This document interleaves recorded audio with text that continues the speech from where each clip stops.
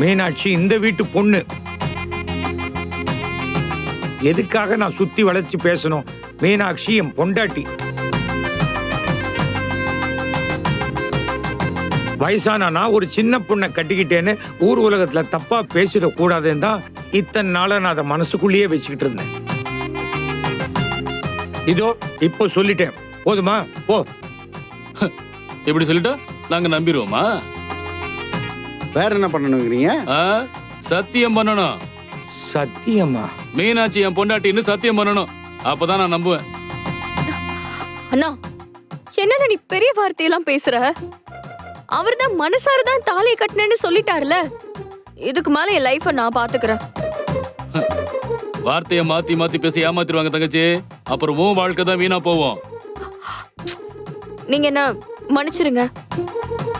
இவ்ளோ தூரம் உங்க மேல நம்பிக்கை இல்லாம பேசுறவர்கிட்ட நம்ம ஆதாரத்தோட தான் பேசணும்.